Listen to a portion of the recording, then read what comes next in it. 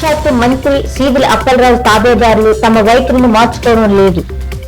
తాజాగా పలాస మున్సిపాలిటీ పరిధిలోని పద్మనాభపురం గ్రామంలో గల సర్వే నంబర్ 391/6లో పేద వైసీపీ కార్యకర్త పిల్లి ప్రసాదరావుకు చెందిన ఇంటి స్థలాన్ని కబ్జా చేయడానికి Palasa municipality vice chairman YCP నాయకుడు మీసాల సురేష్ బాబు బరితెగించారు. పలాస మున్సిపాలిటీ పరిధిలోని 4వ వార్డులో గల ఇంటి స్థలంపై సురేష్ బాబు కన్నుపడింది.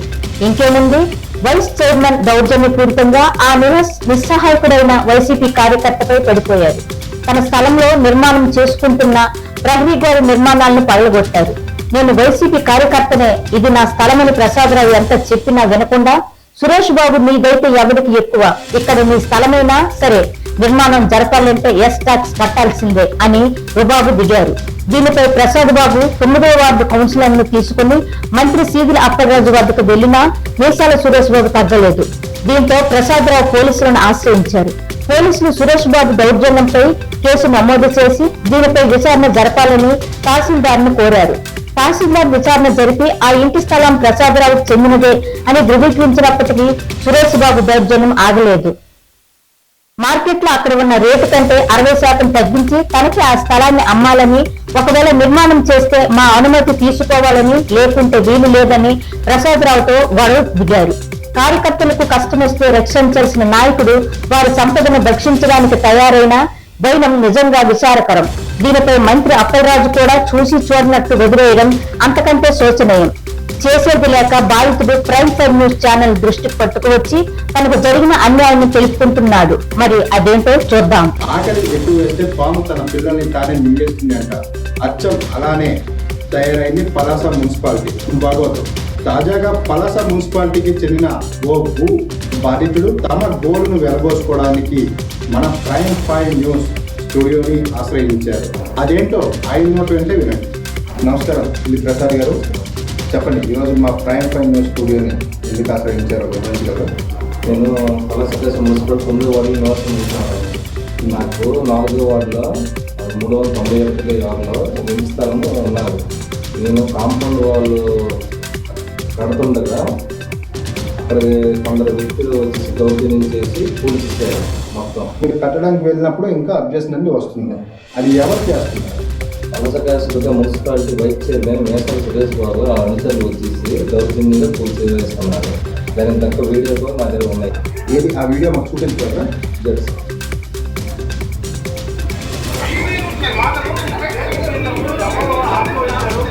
ఈయనైనా కౌన్సిలర్ అడ్రస్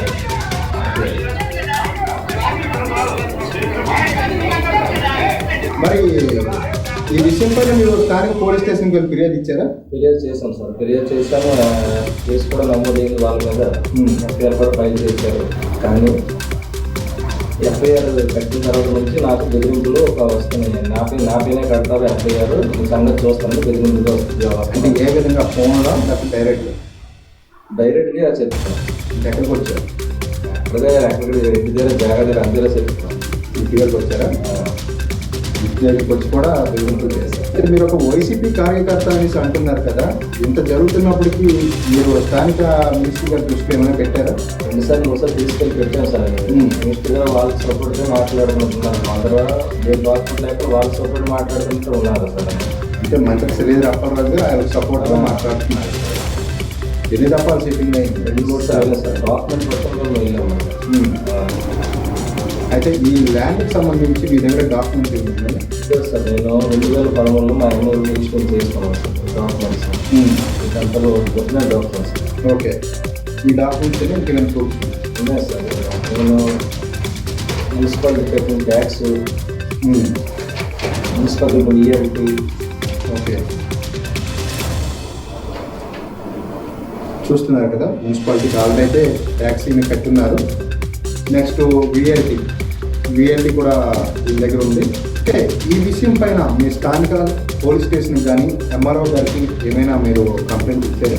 ఇచ్చారు సార్. కాశీ పోలీస్ స్టేషన్కి కంప్లైంట్ ఇస్తే వాళ్ళు రిఫర్ చేశారు ఎంఆర్ఓ ఆఫీస్కి. రిఫర్ చేస్తే ఎంఆర్ఓ గారు మాకు క్లియరెన్స్ ఇచ్చారు. మీ జరగదు జాగా అంటే మీ జాగానికి క్లియరెన్స్ ఇచ్చారు, సర్టిఫికేట్ ఇచ్చారు మాకు ఎంఆర్ఓ గారు.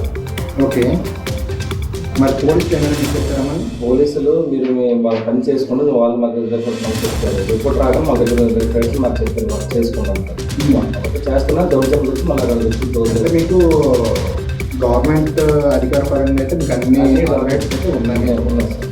మరి చూశారు కదా, ఇది Palasa municipality vice chairman Suresh Babu బాగోత.